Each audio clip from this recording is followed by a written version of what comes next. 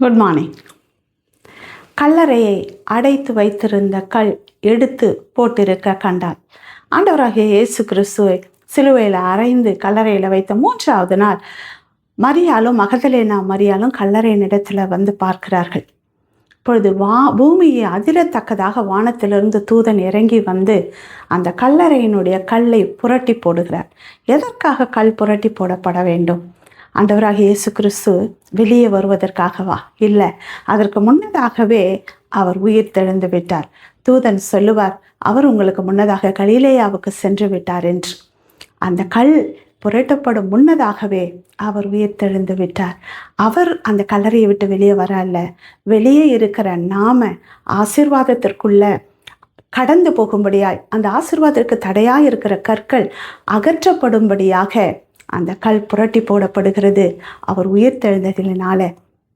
அதனால தான் அந்த மகதலேனா மரியாளும் சீஷர்களும் அந்த கல்லறை வெறுமையாய் இருக்கிறதை பார்த்து அநேகருக்கு ஆண்டவர் உயிர் தெழுந்தார் அவர் சொன்னபடியாகவே என்று தீர்க்க தரிசனம் நிறைவேறின வார்த்தை எல்லாருக்கும் கடந்து போனது. அவர் உயிர் தெழுந்ததினால அநேக ஆசீர்வாதங்களை நமக்கு வைத்திருக்கிறார். எதெல்லாம் ஆசீர்வாதத்திற்கு தடையாக இருந்ததோ அந்த கல் அவர் உயிர் தெழுதலினால புரட்டி போடப்பட்டது. அவர் உயிர் தெழுந்ததினால உடைய பாவங்கள் எல்லாம் கழுவப்பட்டு நாம் நீதிமான்கள் ஆக்கப்படுகிறதான ஆசீர்வாதம்.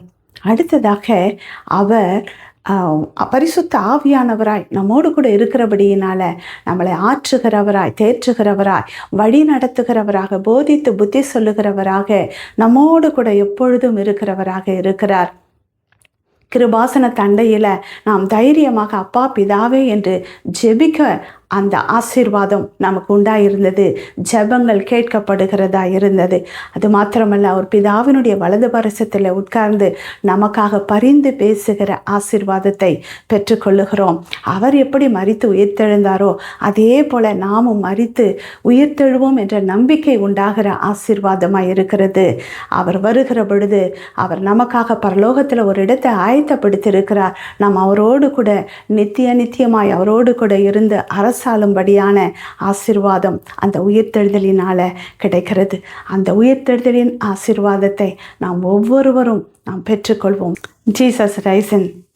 Wish you very happy Easter. Jesus loves you.